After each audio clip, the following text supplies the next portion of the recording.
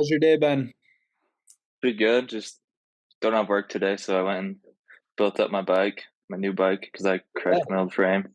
You cracked it? Yeah, I cracked it Shoot. at that Your Cedar gravel City bike? Ag Cup. No, Shoot. that was my mountain bike. Your mountain bike. Yeah, Shoot. I cracked my mountain bike, so At the just got the new icon. frame in. It was good. It was the Cedar City one. So that was the one with, I think, Cameron Larson. Cameron Larson won it. Yeah. And you cracked it while racing. So yeah, I cracked it first lap, like the first descent, Did and I you like notice? no, I didn't notice. I like kept dropping my chain, and I was like, why? I usually never drop a chain, so I was like, why am I keep dropping my chain? So I just kept going, and then when we got home, I was taking off my rack, and I noticed it. So Shoot. Where did it yeah, like right behind the chain ring, on the front triangle or rear triangle? front triangle. Oh shoot. That's Yeah, nice. Holy cow. but Did you do a new we paint job or same thing? no, we just matched it. So we just did the same thing. So it's the rear triangle is the same. Yeah. Nice. So Wow. That's crazy. yeah, Are you racing the next I Cup at Richfield? is that's this weekend, right? Or next weekend? I think it's a week from this weekend, yeah. No, I don't think I'm gonna race that. I think I'm just gonna try to focus on the Crusher, Nice. get some good training in before then. So Yeah, that'll be sweet. Um, so that's the Crusher is the next race on the calendar then for you. yep. So the Crusher, and then I'll do. I think I have Piers Hole, and then I have SPT Gravel, and then the Wasatch All Road. Okay, So I nice. got those four are the main ones. Yeah. Are you doing point to point again as well? Did you say that? I might. There's just the gravel world, the gravel national champs is that same weekend. So I'm Oh, trying to decide which one I want to do between the two. hmm. Is that the So we'll first time see what happens. Gravel Nationals? Yeah, so it's in Nebraska this year. This is the first year they have like the actual national championship. So That's pretty cool. yeah. Would yeah, no, that's sweet. Would you race U23 in that? This one's weird because there's like it's like 19 to like 29, so it's like super big. Um, I don't know, age group, Uh, but I don't know if I would. I might just if I do it, I might just race the pro or whatever yeah. to try to get another good result to help me try to get into lifetime Grand Prix for Nice. next year. So is that your goal then? To get into lifetime? Yeah, that's my goal. After Unbound, I was like, all right, I might have a good shot at this. So Yeah, try to do a good one at the Crusher, and then see how that one goes. If I end up doing that, try to get some solid results in. sweet. That's awesome. That's an exciting Yeah, goal. That'd be way cool. And I mean, like, you're still so young too. Even if you don't get in next year, you like year after that, maybe like you keep yeah, way at it. Eventually they can't help but notice you. And yeah, for sure. there, so that's Yeah, cool. I still got a while before I Yeah, catch up to most of the guys that are in at their age. So yeah, absolutely. Was that something you had already been thinking about, or is that kind of been more of like after your Unbound performance, I want to do lifetime? that was really just after Unbound, because like before, I mean, I had decent results, but were outstanding like Unbound. I know like Truman Glasgow tried to get in last year and he didn't have it. He didn't get in, so he had better results than me last year. So I was like, yeah, there's probably no way I'm gonna get in. Yeah, So after Unbound, I was like, dang, I actually might have a shot. Cause like with the 15th, I was like, that's a really good result for that for Unbound itself. So totally. hopefully that'll help me get into it. Yeah, that's awesome. Well, maybe while we're on the subject of Unbound, let's dive into that race a little bit. I was following it pretty closely with like just like the time updates every I don't know Yeah, every 30 or 40 miles or so, however long they had them, and everyone was freaking out when you were in that lead with Keith yeah, Russell, and was Howard Rotson there as well? yeah. It was me, Keegan, Finstey, Howard Grotz, Keo Reinen, and then there was another kid named Chase. I don't know his last name. He raced on like the Lauf Mazda team. Hmm, And then it was Tobin Ortenblad. So it was us like seven. okay. So, and that was after how far into the race did that break happen? So the mud section was really what broke it up, and that was at like mile 11 to probably Okay. like 15. Gotcha. So I was probably sitting, I don't know, 50th going into there. I was just kind of floating, just in the Yeah. middle of the pack. Because I knew that mud section was coming up because some guys had pre it before and they like posted on their stories. So I knew that that was coming. Yeah. So we hit that and it just like was mayhem. Like people were just like, they hit the mud and would instantly stop.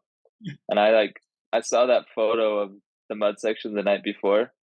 So I kind of looked at it and saw where I wanted to go. And I,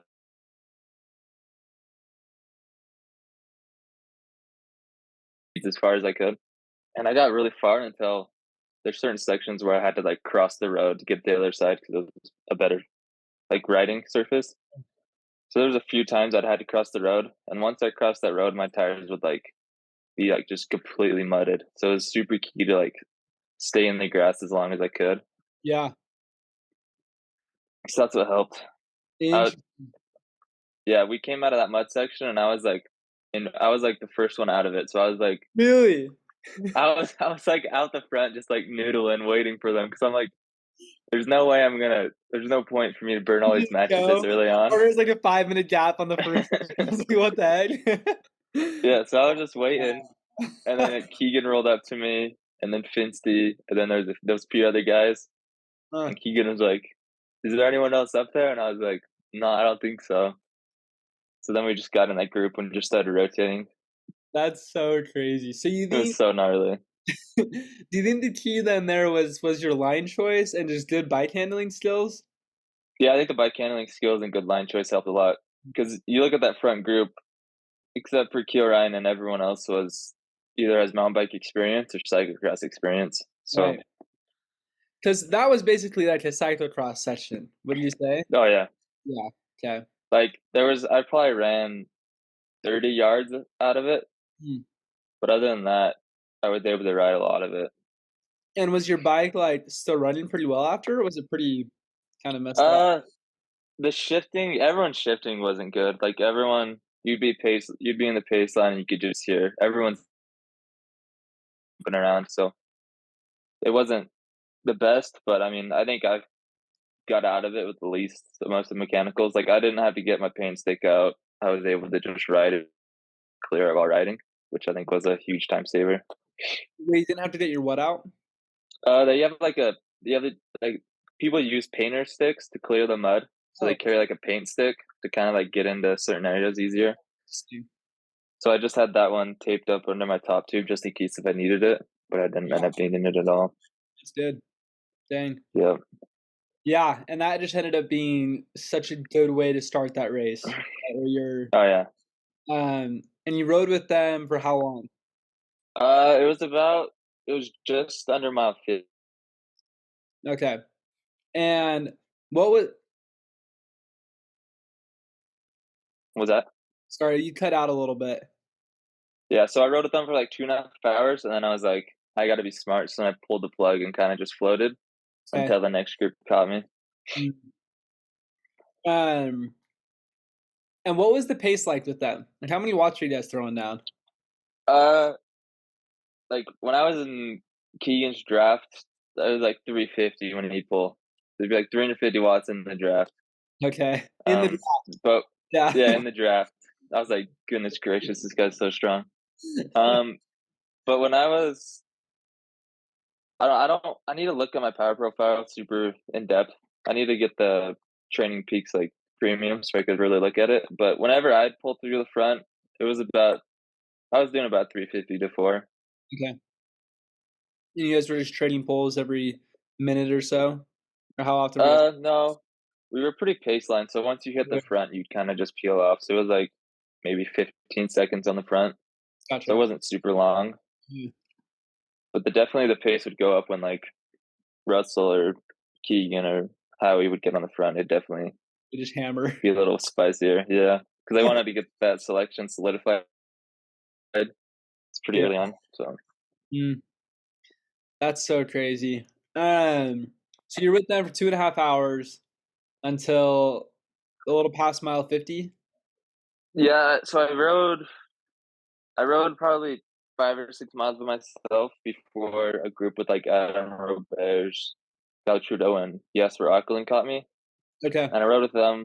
I rode with them for I'd probably say 10 miles or so. No, Mm, it's probably 15, and they were chasing super hard. mm, So I was like, I rode with them for a little bit, and then I backed off the pace. I backed it off again because I knew we still had like 6 hours left or 7 hours. yeah. So they were just a little too spicy for me trying to chase because they really wanted to get that front group. Yeah. But I was like, they're gone. Like, there's no way you're gonna catch them. Yeah.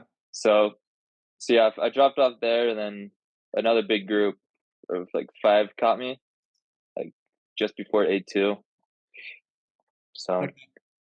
And then did you end up spending most of the race with them? yes, actually, sorry, that was before 8-1, just before 8-1. Yeah, so that was 8-1 was at mile like 79, and they probably caught me mile 70. So I rode with them through 8-1 until like mile 124. And I was out of water. I was completely out of water. So there was Mm, a little water oasis, just like a neutral water stop. yeah. Up. So me and Kerry Warner stopped, and he was shattered. I waited for him. Like we filled up. I waited for him a little bit. Then he's like, "Dude, I can't." So Mm, and then I was just on my own from there. shoot. Like the whole rest of the race. No, for the last. So I rode solo from my 123 to like one. I'm trying to think what number, what mile to like 180. Mm, So I rode, yeah, quite a few miles by myself until it was around mile like 185, just after the second aid station. There was a group of 3 that caught up to me mm, with Rob Britton, Ben Loser, and some other European dude. mm. And then we were able to really put the gas on and get to the finish line. So, Wow. Um, did you have a sprint with them at the end then? yeah. So I don't know if you know that Teeter Hill is what they call it. The what? There's They call it Teeter Hill. There's like a little hill that's probably a mile out. Okay. It's like a 30-second kick. Gotcha. So we all went into it, and Ben Loser and the other European dude, they kicked pretty hard. I Mm. tried to go with them, but I like double quad cramped. Ooh. So then I was just like trying to get over the top, and then but Rob Britton he sat on for a lot of those last 25 miles, so he didn't. He's like, I'm not gonna jump you. So we just kind of rolled in together. Gotcha. He let me roll in front. So That's cool. Good sportsmanship. Wow. yeah. So what was your total ride time? Total ride time was like 10:48. So long. Was that the So I longest you've averaged. ever done? I'd Yeah, imagine. that's definitely the longest I've ridden. Yeah. The longest race I'd done previous to that was SPT Gravel Okay. last year, and that's about like 142. And And how long? I was like 7 hours. Hmm. So this is substantially longer than anything you've ever done. Yeah. Um, what was that like going into it? Like never had For done anything me, quite like that. I was honestly really excited. Like I know I can go a lot longer than most guys, like at a good pace. So I knew that this was going to be a really good race for me. And I did some good training leading up to it. So I was overall really really stoked to get out there and just see how it goes. Yeah. Did you have like a goal going into it, or you kind of just like open expectation, see what's up, or like, Uh, I knew I wanted to get like top 30. Like that was my expectation, was somewhere like top 30. yeah, But obviously, I didn't think top 50, like 15th. I didn't. No, I didn't think anywhere near top 15. But wow, that's awesome. And I'm sure that was the ride of your life for those, so that first little bit riding with your heroes, with the with the oh big guy yeah, there. That's it was sweet. Like all those guys are super rad too. Like so there was a 7 of us, and then probably around mine like 30, 35. Like this chase group caught up with like Lachlan, Ian Boswell, Lawrence Tendam, all those guys, yeah. like Peter Stedner. And like Ian Boswell and Lawrence Tendam were like, dude, who are you? Like asking me who I was, like where I was from, because they like have never seen me before. So Right. that was kind of cool to be up there racing with them. Yeah, gain the respect of those guys for sure. Yeah. Uh, that's super cool. What was the true like, how did you fuel for that race? For this one, so I had the Usui Camelbacks. So I had all my fuel, like drinking calories in there because I didn't want to have them in my bottles and somehow lose a bottle and lose all those calories. So I Yeah, started with,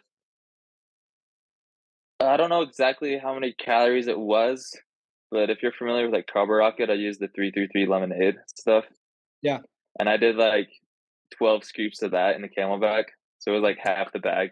nice. So I used half the bag in that.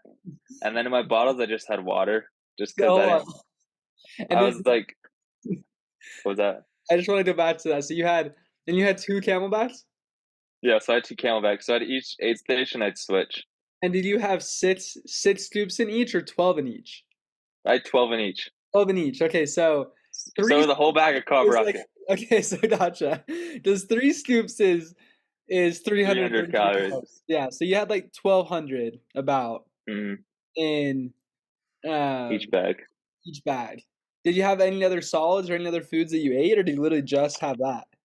I had that, and then I tried to bring like the Cliff Z bars, and I got one of those down pretty early on, but then my stomach kind of locked up for a couple hours there, so I wasn't able to eat those anymore. So I just had the Carb Rocket, and I carried some SIS gels as well. So I was just like, even when my stomach was feeling bad, I was like, I got to get some gels in. So I'd be like, "Are you gonna eat this gel in 5 seconds?" So I'd count down and then just hammer it, and then I'd take like, all right, 5 gulps of Carb Rocket. So then I'd take 5 gulps from the Camelback just to like make myself eat during those times where my stomach was a little rough. But Good for you. So how many dues did you have? uh, from the start till the first aid station, I probably had 6 gels. Okay, So I try to take one every like 45 minutes, gotcha. and that was about 4 hours till that first aid station. Okay. So that's usually what I try to do every 45 minutes. And then you were able to continue that for the rest of the race as well then? Did you get more? Yeah, so I did those four. So I only carried like 5 or 6 at a time just because I don't need to carry Right. 15, 20 gels. Yeah. So at the aid stations, I'd get new gels. I chugged the monster at each aid station. Um, and then I had some Swedish fish.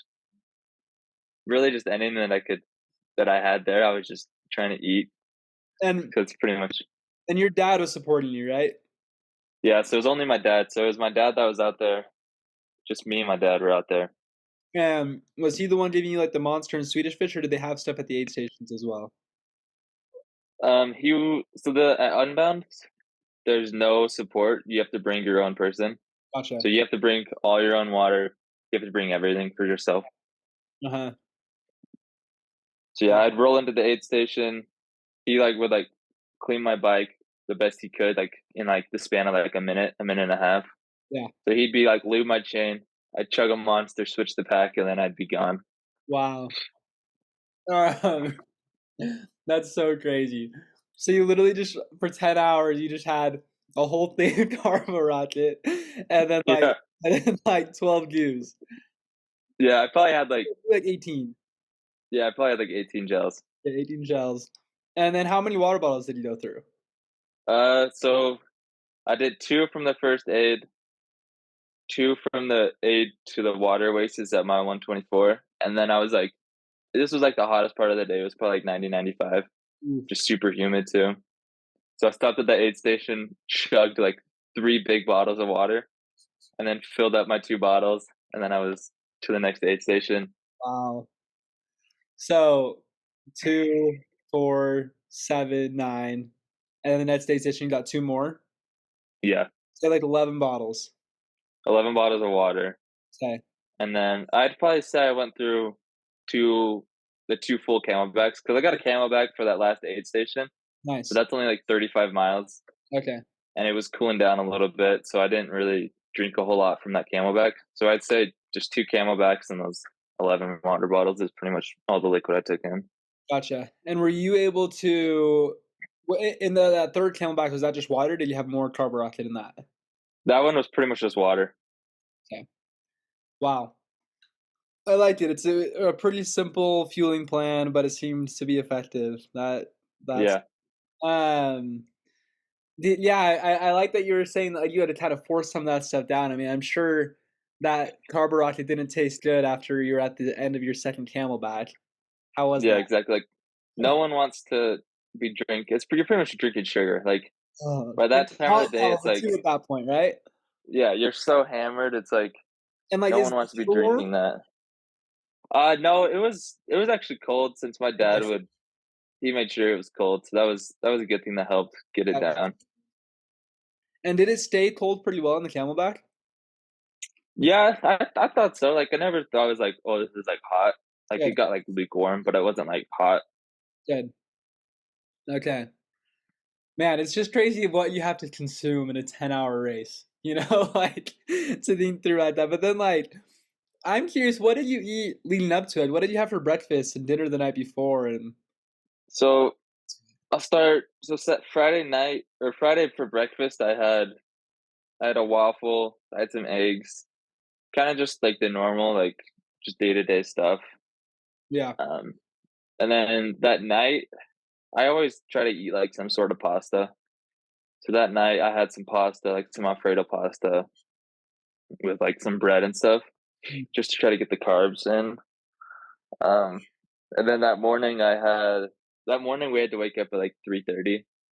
So our hotel breakfast doesn't start till, like, 6. right, So the day before, we loaded up on some stuff just so we'd have stuff in the morning so I don't have nice, to, like, cook anything. yeah, So I had 2 waffles and a banana before. No, I think actually I had 3 waffles. So I had 3 waffles, they were, like, 400 calories a pot. okay, So I had those and a banana, and, for me personally, like, the morning before, like, these big races, it's kinda hard to get stuff down as well. So sure, I'm just, like I'm just, like, trying to force it down. So yeah. I was able to get all those down Yeah, I mean, because you're I knew looking that it at was 1,300 calories right there, you know, so that's pretty good. yeah, exactly. Uh, how long before the race was that? So I woke up at 3:30, we left the hotel at, like, 4, and we had, like, an hour and a half drive just because Oh, wow. there's not a whole ton of hotels in Emporia, Mm, and there's so many people there that they get booked out super quick, so we were about an hour and a half out. okay. So I started eating at, like, 4, Uh-huh. so it was, like, 2 hours before the race. The race started at 6. Yeah, just before 6. Gotcha. Okay. So, then you finish the race, and all you've had is sugar for, like, Mhm. the whole day. You probably Yeah, it's disgusting, right? Like, yeah. what was that like for you? Yeah, I was so hammered, like, I didn't know what to think, like, I was just like, "Dude, I just smashed for, like, pretty much 11 hours on the bike." Like, I've never done that before, so I was just like I was so hammered, Right. um, but as soon as I finished, maybe, like, 5 to 10 minutes, it just started, like, downpouring rain, like, an insane amount of rain. So we tried to get out of it as quick as possible, but I was just, like, freezing, just, like, shivering. So we go to the car, and I was like, "Dad, I just want chocolate milk." So he goes and gets me, like, a quart of chocolate milk, and I just pound that on the way home to Nice. the hotel. And then what did you get? We went and got, like, a burger and fries. Okay. Like, for me, after these big races, my stomach is still, like, super messed up, so it's kinda Yeah. hard for me to put down a lot of food. No, So totally. we just had a burger and fries and a shake. Mm. Um, yeah, like, I remember last year, even just when I was finishing point to point, which was, like, I don't know, 7 hours and 15 minutes from me or something, and nothing sounded good anymore. Like, I was, like, Yeah, going through my mind, like, toward the end of the race, I was like, "What am I gonna eat after this?" Like, literally yep, everything sounds disgusting, you know? Like, I can barely eat and drink water right now, but I ultimately settled on green smoothie. I was like, I wanted ice mhm. cream, but I didn't want sugar, you know, but I wanted, like, something refreshing and cold like ice cream, so the green smoothie from Roxbury after Point to Point really hit the spot for me, but Oh, yeah. And that's the super important thing, like, before these big races, you gotta get food in because that's ultimately gonna really decide how quick you recover after the race. Like, yeah, especially if you don't fuel during the race and you don't eat after the race, like you're not going to get recovered as quickly. So Yeah. I found it super important to at least just try to get some calories in after the race, even if you can't. Like, it just Hmm. makes a big difference the next week, just recovering. Yeah. Yeah. Speaking of recovery, how has recovery been from that effort? Shattered. Like, I was like, yeah, maybe like a week I'd be like shattered. Um, but it's been like a week and a half, and I still don't like.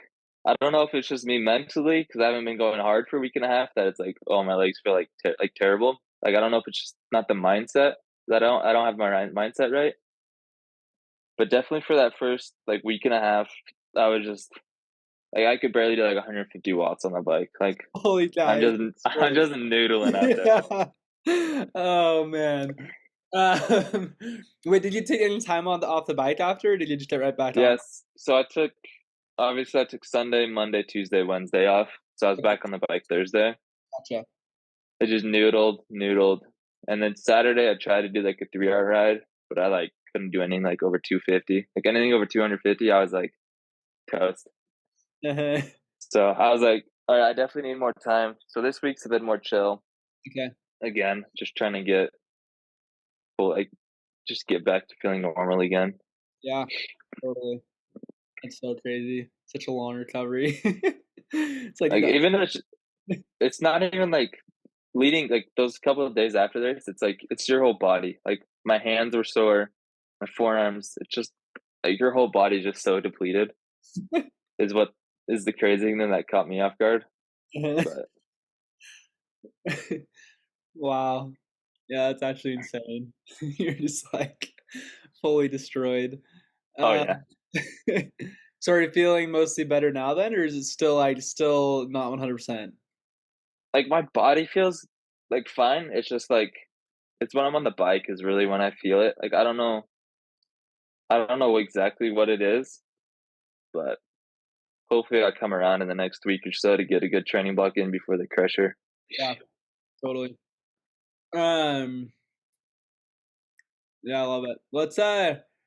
Speaking of training, let's maybe tell me a little bit about what you did to prepare for Unbound. For Unbound, all right. So it was probably so I raced BWR San Diego. That was like middle of April. Mm. So I took a week off, or not a week, just like an easy week after that to try to get recovered because that's pretty big effort in itself. That's about like Yeah, a 7 hour. yeah, it's a big So race. I took a week off, like a easy week there, and then I really got into it. So I did 3 20 hour weeks leading up into it, Mm. and the last 20 hour week was about 2 weeks before. Because then that last week you're not going to gain really any fitness for the next race. So I did 3 big weeks, 3 20 hour weeks in a row, just trying to just keep the pace high all day and just keep a quick pace all day. Really, um, So I like don't. break down those weeks a little bit more. What would like I don't know, go through like the day by day, if you will. All right, so most of the weeks were super similar, so I'll just go through one of them. Sweet. So like on Monday I work from like 8 to 4, so I can't really do a super big one.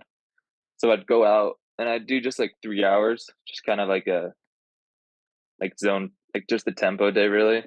Yeah. And then but Tuesdays and Thursdays would be the bigger days. So like on Tuesday, I'd try to get like 5 hours in, Mm. just just get a big day in. And for that 5 hours, I try to go somewhere where I could get some steady climbing in, just to just to get some nice climbs in. Um, yeah, I'd really just try to keep it at the high pace all day, like around like 240, 250 for those 5 hours, just trying to just keep the pace on. Yeah. And then that Wednesday, if there was a weekly, I'd go to the weekly just to get that super high intensity effort, which I feel like helps a lot. Yeah. Which by the way, card killed me at the two I've gone to so far. So revenge is coming. Yeah, so I'd hit the weekly, and that'd be like a 2 hour day. So that was, I mean, it's obviously not a recovery day, but it's not a 5 hour day. Uh-huh. Um, and then that next Thursday, I'd go out for another big ride. So I'd do like another 5 hour ride. Um, Yeah, and mostly for those, it would just I wouldn't do anything like super structured. I'd kind of just On a whole 240, 250 watts for 5 hours. yeah, Cool. and then like on climbs, kick it up higher Mhm. just to get it. Yeah, just go ride hard out there. Um, Pretty much just tempo all day. do you pay attention to TSS at all? Not not a whole ton. For my TSS, it's kind of weird. Like in my training peaks, because on my mountain bike, I don't have a power meter, so it's Mm, heart rate TSS yeah. versus on my gravel bike, which is power TSS. Mm, And there's a super big difference in between the two of them. yeah. So it's kind of hard to tell exactly which one is which. Uh, But for those weeks, I was over 1,000 TSS for wow. while I was on the gravel bike. Yeah, that's intense. Did you spend all those weeks on the gravel bike other than the WRS? Yeah, pretty much. So it'd be Monday, Tuesday, Thursday, Friday, Saturday. We're all on the gravel bike, Cool. except for the Fridays. Fridays I do just like an easy spin, just like an hour spin, yeah. just to get ready, just to have something for the Saturday ride. And then what was Saturday like? Saturday, I try to go do it with people. So Cool. I try to go with like Hunter Hill or like just other people that I could go ride with. Yeah. And that's the one where we really would just like rip each other's legs off. Like Uh, say we go ride squad, we'd like pretty much race up it. And uh, then we go hit South Fork, so then we go race up that. right. And then we go hit Sundance, so we race up that. And then we turn around South Fork squad again. Nice. So we just kind of like all the climbs we would kind of just race Just it. go each other. Yeah. Huh. Yeah. Um, so basically you had two really high intensity days and then two really long days. Well, Yeah. three really long days. Just one of those really long days was also really high intensity. One Yeah. recovery ride, one race day, and then one like pretty long ride still. Yeah. Dang. Okay. That's great. Okay, yeah, interesting. I love it. And you did that, so that was kind of your big training block leading up to Unbound. And So yeah, then I did that pretty much for 3 weeks in a row. Mhm. They were uh, just all back to back to back. yeah, no, that's great. At least those 2 weeks. I guess Monday, thinking about it, Monday was a little easier pace. Just trying to recover from the Saturday effort since it was like a 7 hour day usually, 6 7 hour day. Okay. So I'd say yeah, I'd have like Monday. Monday was like a longer endurance, easy day actually. So it was Uh, like 3 hours just like going out.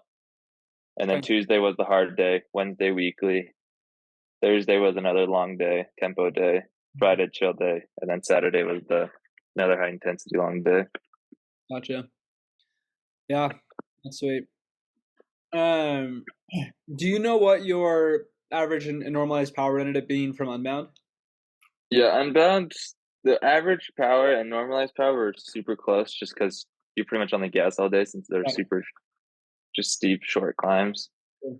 My NP was like 250, Okay.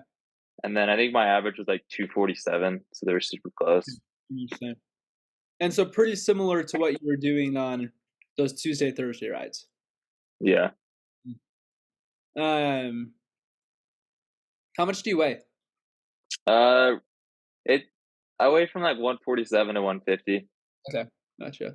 Yeah. somewhere in there. So do you still ever measure like do you ever go to FTP tests or anything? I haven't done an FTP test in a while. Yeah. Like I would when I would train in the winter, I'd be on Zwift, and I would just like keep upping my FTP for all the workouts until I like couldn't do the workout anymore. So that would be giving me a good basis. So Yeah. I'd be like, if I could hit two workouts in a row at that power, I'd bump it, and then I kind of just go from there. Nice. That's cool. Um, okay. Yeah, is there anything looking back is there anything you would have done differently either with the race or with training going into Unbound? Like is there anything after the race and you're like, "Dang, I wish I would have practiced this more," or "I wish I would have done something differently"? Leading the training leading up to it, I don't think so. Maybe I'd try to hop in some more group rides. Mhm. 'Cause I know like there's like the Tuesday night immigration that they Yeah, do. Uh, I think that's the only thing that changed is maybe try to hop in the group rides, just bring that high intensity. cool. But other than that, I feel like I did pretty well. Like I don't have a coach, so I kind of just run what I want. Yeah, Like if I'm feeling good, then I'll go hard. If I'm not feeling good, then it's like I pretty much just listen to my body. nice. So, but for the race, I don't know. I don't think I would change anything except for stopping at the water races at 123 because Yeah. we were in a super good group with like Matt Beers, Alexa Vermeulen, who else was it? Zach Colton in there as well. Zach Calton. Yeah, Zach was in there. Kerry Warner. So there were like 4 or 5 of us, and I still had water. I still had the carb rocket on Camelback. I just didn't have any water. I wish I would have just kept rolling with them Oh, really? and just had no water, but just did the Camelback Uh, because I really feel like I could have stayed with him. yeah. Um, because like when Matt Beard would go to the front, obviously he's like 6'5", so his pulls would be a lot like bigger and stronger. But between the other guys, like I didn't feel like I feel like we were all kind of doing the same amount of work. Like no one was like way stronger than I was. Yeah. So I feel like I could have stayed with them Mm, to that next aid station, and then I could have placed. I could have been fighting for that 7th to 12th spot instead of yeah, 15th. true. Could have ended up in the top 10. It's it's just so hard. Like if I don't stop for water, do I blow? It's like Right. And then that's the hard thing. maybe you end up 30th, you know? So, Yeah, that's the thing. yeah. I think you It's just a gamble. definitely raced it well. You know, there's no doubt about that. So, um, no, that is interesting. Yeah. Um, now going into Crusher, what's your training? What's your like? You're still kind of getting back into it, but what's your hope for this training block going into it? Um, this one's gonna be hard since it's honestly quite a quick turnaround. That's like a month, Yeah, and by the time you get recovered from this, it's like in your face already. totally. I mean, it's in what? So Is it 3 weeks from Saturday? Or just yeah, 3 weeks. yeah, so it's 3 weeks. So this next week, I'm gonna try to put in a decent block, like just like a 1 week block, because Yeah, the second week before, I don't feel like you can gain a whole lot of fitness besides riding altitude stuff. But yeah, this next week, I'm gonna try to ride a lot of altitude, ride up a canyon a lot, and just do some hard climbing workouts yeah. just to kind of simulate it. Gotcha. Um, will you follow kind of a similar pattern to those 20-hour weeks? Then you think? Yeah, I would think so. That's Cool. just what's comfortable and what my body knows. So it's like Yeah, you might as well keep rolling with that. totally. Um, do you have a goal going into Crusher? Uh, I really want to do another good result. I would like to be like top 20, Yeah, just to get another solid result in to fully get myself into lifetime. yeah, But this one, I don't know. It's so hard because it's really just straight up. It's like a straight up power to weight ratio race. totally. So I'm just hoping it's super hot because I feel like when the conditions get harder, I can kind of outlast some of those guys mentally. So Um, let's talk about it a little bit. Do you have any like mental strategies? Anything you do that helps you be mentally strong, or like talk to me about why you're tough mentally? uh, I really don't know. Like I just feel like I just have that. I've had that mentally toughness. Like I don't go into a race being like, oh, this is gonna be easy. Like pretty much every race, I'm like, dude, this is gonna suck and it's gonna be hard. And just setting your mind at that, knowing that it's gonna be hard going into it, I think is what really helps because obviously they're gonna be hard. Like it's a 10,000 foot day and like Right. 70 miles. Uh, So I think just knowing that it's gonna be hard is what helps me. mm, I like that. Um, it was interesting. I was talking to Timo Mostert on Tuesday, who's American Forks cross country running coach, and I don't know if you're familiar with the AF's running program, but they've like Yeah, like 10 my times. brothers run cross True, country, so sure, I've been in that. you know, I yeah. know all about Timo. Yep. Funny guy, right? But Yep. he talks about how he always talks to his athletes about conquering a workout versus surviving a workout, and racing a race versus riding a race.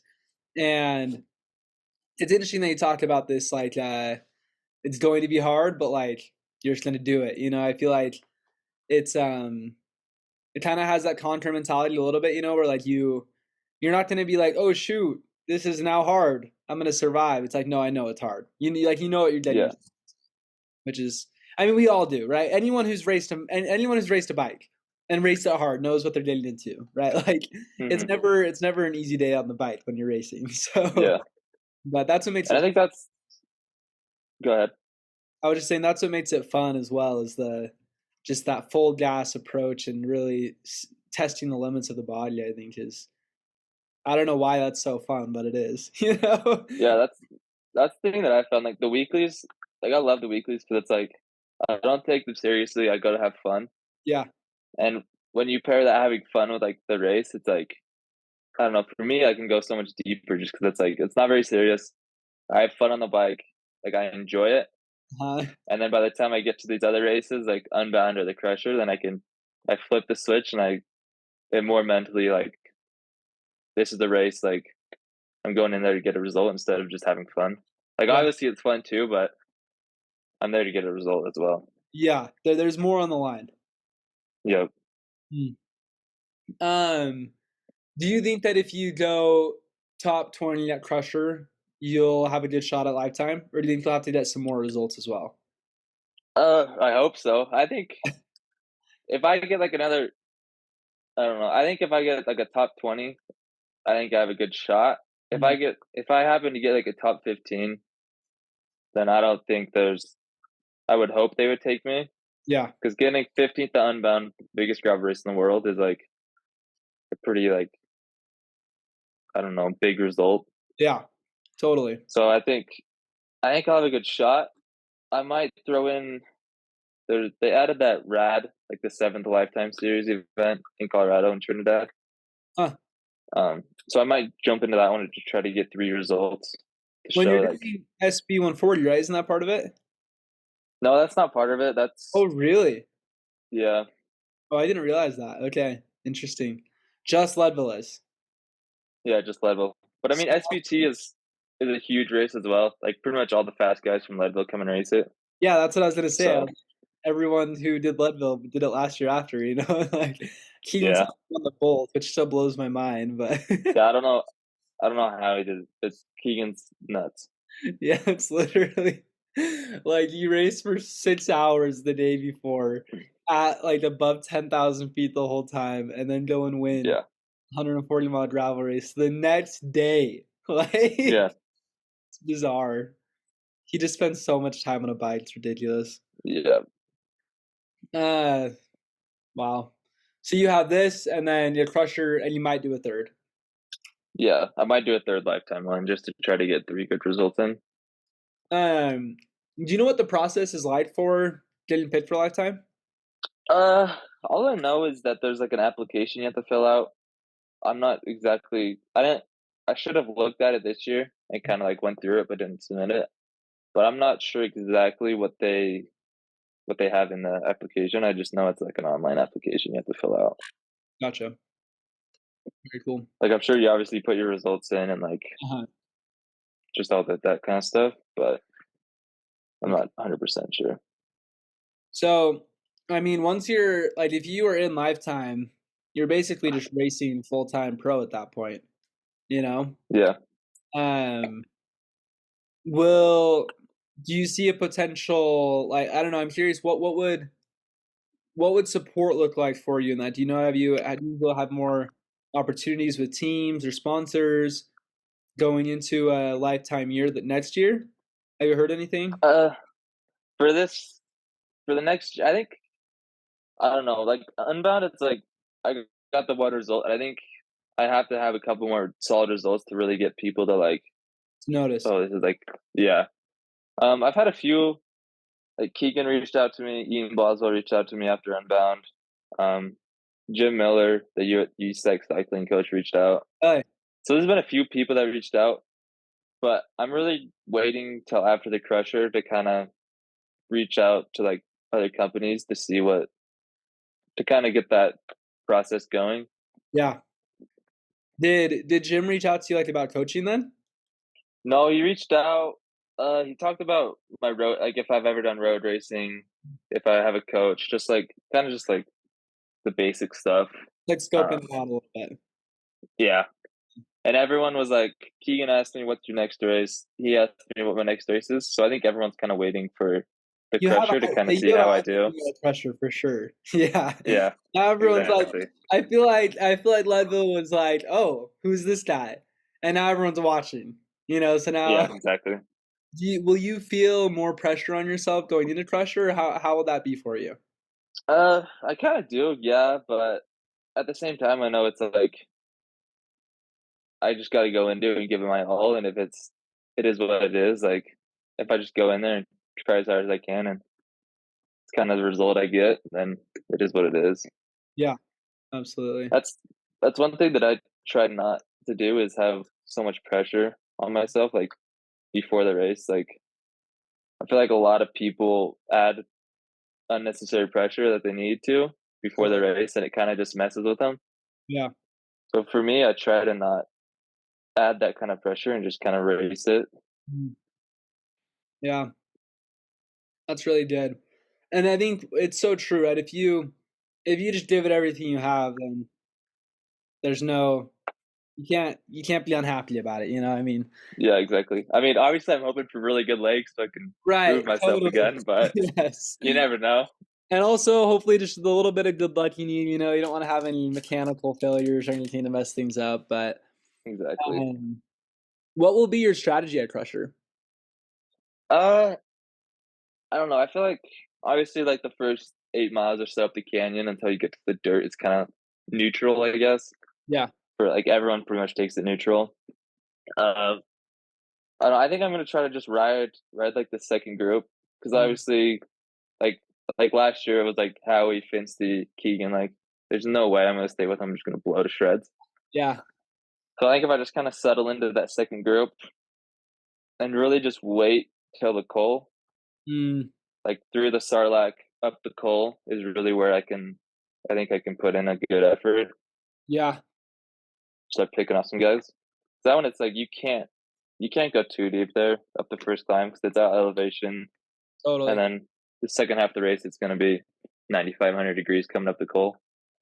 So you kind of have to play it wise. Totally. So when I raced the Crusher in 2019, they had people like giving hand up bottles. Do you know if that will Hmm. still be the case, or are they not doing that anymore with it being a part of? No, so since Lifetime took it over a couple years ago, they don't allow outside assistance. Gotcha. So that's where I'm still trying to figure it out. Because with this one, you don't really want to carry Camelback just because of the extra weight. You don't want to be carrying Yeah. all that weight.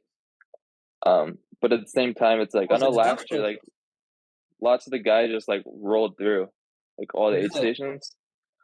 So I'm like, Well, because they dude, still have how? like, do they have aid stations you can stop and fill up at? You just have to stop. Yeah, they have aid stations you can stop, but you just have to stop. And You have it's to like, stop. So that sucks. yeah. Yeah. And last year, there lots of the guys got lucky because in Circleville there was like some volunteers that were actually handing out like just like those plastic water bottles, so they were able to get water.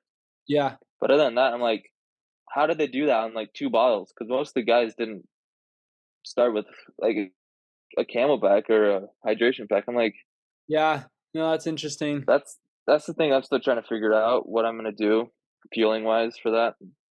Do you know where the aid stations are? Yeah, so there's one at the top of the first climb. There's like that flat section on the Yeah. top. So there's one right there, but that one's hard because you're going like 35 miles an hour over the Yeah. top. Totally. But there's one in Junction. So you Okay. go down the Cole before you turn right and head to Circleville. Yep. There's one like on that corner. There's one in Circleville, Okay. and then there's one after the Starlight pit Okay. before you turn up on the road and start heading up again. So here's what I'm thinking then. I say two full bottles until the Starlight Pit aid station, and then you quickly stop there, fill up one bottle, and go and Yeah, finish. I think you have to stop there. Yeah, because I mean, draft. There's no drafting going up the Col de Crush. Yeah, there's Like, no. if you lose 30 seconds on somebody filling up water, it doesn't really matter. But Yeah. you need water, and then you can just hammer. In fact, it almost would be good to fill up both bottles there. Um, yeah, no, that's interesting because yeah, when I did it, but it was the same thing like you said, where it really did kind of come down to the Cold to Crush climb, where like Hmm. till then you have good groups, it's pretty fast, you kind of go, but then you can just hammer that thing, and that's where It's like pretty much won, or yeah, lost. it's pretty much every man for himself at the call. Totally. And even the rest of the race, I feel like Hmm. it's not super fast up the top section going into finishing, and then you have like the final road pavement that's like straight up also, so Yeah, last pretty much from the Sarlacc pit on is like if you're riding alone, it's not that big of a deal. I feel like yeah, exactly. so. There's a few parts on the top, but other than that, it's like Right. It could be helpful, but it's short. yeah, It's not like a game changer to be alone versus to yeah, be exactly. so. Um, but yeah, that's interesting. That's probably what I'll do. I'll probably start with two, ride those two all the way. I wonder if that would because I mean it starts off pretty cool. Like you don't really need as much water in the morning, Yeah. and then fill up both of them at right. It's right after the Starlock pit, right? Yeah. Right. Like right as you exit the Sarlacc pit. Yeah, because you want to be in a group all the way until then, pretty much. Yeah, So you have to be in a group from the coal, from the descending the coal all the way to the Sarlacc yeah, pit. You have to be in a group. which is why I think it's so crazy that Keegan literally went solo for that whole thing last year. Yeah, he's like, I don't care. They just send it. Bizarre. So strong. Uh-huh. Will you change any bike setup things for the Crusher? Mm, I don't think so. Yeah, I think I'm just gonna run what I ran for Unbound. I got some 40 mil Ramblers, Maxxis Ramblers on, and those are like the lightest, one of the lightest. I haven't had any issues with them. nice. That's sweet. What about like chainring size or anything like that? You're just gonna leave it? Yeah, I'm just gonna leave it. Like I don't, I don't know. I'd rather just not mess with it, all of it. Yeah. So I usually just run it. Are you running an Eagle on the back? No, I have the E13 cassette, 11 speed, instead of Nice. the 946. I think that's honestly such a good cassette for gravel. Yeah, That was what I there's raced just the as well. there's the one gear that's at like 20 miles an hour that it's is what I've found. It's like you either have to spin the 20 mile an hour or Mm, it's like kind of like a 60 mil cadence, 60 RPM. Is the only thing that I've had an issue with. huh, But gotcha. Yeah, love it. So, and what about for your calories in Crusher? Are you gonna just put mix in your bottles, or what are you thinking? yeah, I'll start with 2 full bottles of mix. Mm, Um, and then I'll just carry gels because it's only like it's not that long of a race, honestly. It's like 4.5 yeah, hours, 4:45. So I'll probably carry 5 or 6 gels, just do the 2 bottles, and then just get water at the next aid stations or yeah, the whatever aid station I am stopping at. mm, yeah, Because I know going up the coal as well on one of the corners, probably about halfway up. There's always like the DNA. There's always like a DNA like aid station. It's not really like a technical aid station. mm, But they always have stuff, so we'll see. it's nice. I'm Yeah, still trying to think that one through. maybe take a coach there or something. Yeah, exactly. Um, yeah, not smart. You've raced Crusher twice. Yep. So I raced it 2 years ago.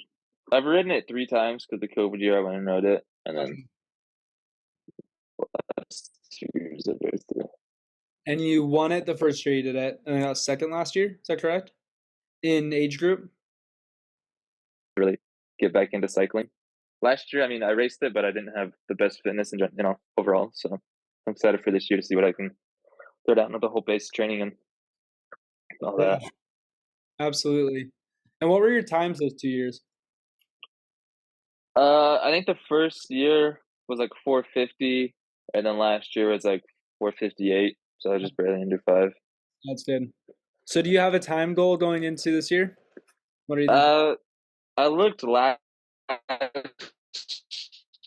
year at the results, And if I can be like 4:30, 4:35, I think that'll put me in the top 20. So I'm hoping for something around there. So wait, sorry, say that one more time. You kind of cut out a little bit. Yeah, sorry. Looking at the results from last year, I think if I do like a 4:35, 4:30, I'd be top 20. Sweet. Yeah. I'm definitely gonna try to be sub 4:40. I think that's really doable with how Uh-huh. much work I've been putting in this year. Yeah. But I, I think on a good day I could be like 4:30. yeah, when I did it in 2019, I went 440. And so Yeah. I'm sure I'm sure you'll be able to go, yeah, around 430. I'll be good. So I Um, know Keegan's like 4 hours, which is freaking nuts. so But crazy. Yeah. Without drafting too. That's what's crazy. You know, so like nuts. he just charges. Just like a bull. He doesn't care. He doesn't care. He doesn't need to care, you know? Like, Nope. do you So think crazy. do you think he'll win it again this year? I think so. Yeah, why not, I right? don't think there's anyone else that could beat him. Mm. The only other person that I think if they have a, I think Howard Gratz has a good. He's like pretty much just like a power to weight ratio kind of guy. So He is, yeah. Yeah, I was surprised that he then just dropped him completely last year at the was it on the I descent that he think dropped him? yeah, he had a mechanical. Finsky like dropped a chain or something. I mean Howard like dropped a chain or something to going Gotcha. down the coal. So that's where he got the gap. Okay. That makes sense. I honestly think Finsky like Finsky's been going really well this year as well. Yeah, he's So got pieces. And obviously he and Keegan ride together every day. You know, they're like yeah, they know each other's strengths and weaknesses really well. So, yeah, huh. Um, yeah, it's great. Crusher. So love that course though. It's beautiful. So pretty. Good grass yeah, there. I wonder what the conditions are like right now out there. yeah. I don't know. I bet there's still snow up there. Is what I think. Yeah, probably. Probably at the top. Yeah, But they'll clear it probably soon and then yeah. dry up. So that'll be good. Very nice. Um, is there any other stories from Unbound? Anything else you want to talk about? Mm, I don't know. I feel like everyone, like, if you're ever gonna race Unbound or like anything long, it's like you're gonna feel bad at some point in the whole day. So it's like you just gotta keep pushing on through it, and then you'll feel better at some point. Like you just gotta keep going. Yeah, that's All you gotta do is pedal. That's the only thing you gotta do. keep pedaling. You just gotta pedal. That's awesome. Um, what was the hardest part of Unbound for you? Um, oh, I don't know. Probably those like 60 miles solo. Mm, Just because I was like no man's land. I probably caught two guys that dropped off like the chase group. okay. Um, and I like rolled up on them and I was like, we worked together for like 5 minutes and then they were toast. Uh, So I think he was riding alone that whole time. yeah, that's a long time in a race to be alone. That's like over Yeah. 3 hours probably, right? Yeah. Yeah. Holy I cow. was just trying to stay aero and just power down. Insane. Did you have any music or anything, or were you just in your head, just No, going? I didn't have anything. I didn't have music. My phone died. Like my phone got water in it. That's So it right. died. Like it got fried. So I didn't have anything. I was just out there. Oh man. And just you and was it like did that go was that like a long 3 hours or did that go by pretty fast? What was that like? Uh it wasn't too bad. Like I would just try to count down like every 10 miles was like get to 10 miles, like 10 miles, 10 miles. Um that was nice though on that part of the course because that's where we connected in with like the 100 miler, the 50 Oh, milers. So we kind of started like catching people. that's nice. So I was like constantly passing like the people that were doing the different distances. So you weren't fully alone then. No, That's but good. I would just like blow by them. Like It's not they like you were were just having conversations. no. I was picturing Carter just out in the middle of Kansas, just arrow position for 3 hours, just all alone. There, there was probably like an hour and a half of that. Is probably what I was. That's Really, probably there was no one. just Yeah, can't see anything for miles. no, just So, rolling. and I actually heard that that part of Kansas is really pretty. Was that true? What was the course like? Yeah, it's like it's not as flat as what you would think it was. Like it's still really climby, but it's like just super green pastures with just gravel roads through just everywhere out there. Yeah. Are they like pretty nice gravel roads? Yes and no. Some of them are better than others. Like some of them are kind of like a four wheeler. They have Mhm. like grass down the middle strip of it. So it's kind of like two lines. But other some of the other ones were like wide open, just like super nice pavement roads. Was that like double line tricky at all for pace lining? Yeah, it was hard because like some people would try to stay on the one line, and like the cold group would just barely squeeze by them. But it was just better if everyone would just hop over the center line and just kind of do that. But yeah, it definitely was. It's more sketchy because you can't really see all the rocks that are in that middle spot, so you don't want to like flat or anything. So What tools did you carry with you for Unbound? I had a tube, and then I had dyno plugs, stands, darts, and then I had bacon strips. So I had all different three different plugs, Oh, and then I had like four CO2s, nice. So it and then was my dad had stuff at the next aid stations if I ever used them. okay. So it was like the tube was like a last worst case scenario then, and you would Yeah, use tube was like yeah, yeah, well, I would have tried to plug it first. But yeah, tube definitely was the last case scenario gotcha. because it takes so much more time. Yeah, totally. Wow. Well, that's awesome. Um, well, thank you so much for coming on today. Chatting. It was fun to get the deep dive into Unbound. Quite the Yeah, thanks for having me. absolutely. We should go get out on a ride soon.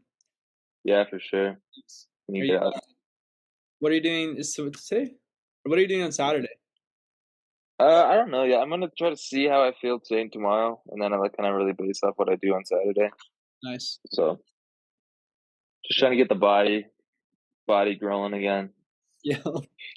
I love that you're just still kind of in a little bit of recovery mode. Dude, it's An effort like it's that just takes like everything out of it's you. either I didn't realize how hard I went, or it's just the 200 miles just destroys you. Like I know the 200 miles obviously is gonna destroy you, but I don't think I really understood like how deep and hard I went for how my body's feeling. So Were you like mentally destroyed after as well? Like could you think straight?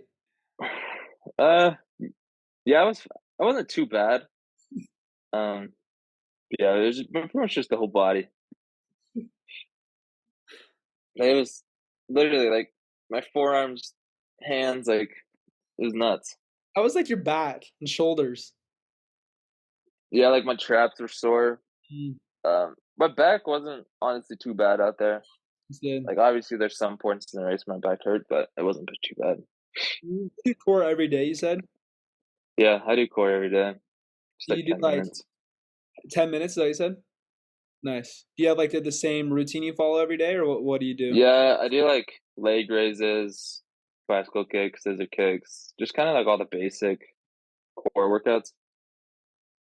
So like Russian twists, planks, pretty much just all that stuff. Yeah, for 10 minutes. So kind hmm of like a minute each probably and then 10 of them. Yeah, just nonstop. Yeah. Nice. That's sweet. Have you been doing that like all winter, all year? Yeah, I've done that probably yeah, pretty much all year. Nice. And will you keep doing that all year then? Yeah, I do it yeah, just every day. Nice. Sweet. Very cool. Um, well, I guess maybe one last question to wrap up with. If you had any advice for a newer cyclist who wanted to be fast, what would you tell them? Yeah, I think the main thing for someone that's starting like that wants to getting into it and wants to take it more seriously is just keep it fun. Like honestly, there's so many kids that I see that take it way too seriously and they don't have that fun aspect in it and they just get like physically and mentally drained. So if you can just keep it fun, um, I think going to the weeklies with the P towns is huge for me, honestly, because that just like helps me keep it fun. But there's obviously days where you have to go out and you have to do it on your by yourself. Like you have to have that own self dedication and like drive to it.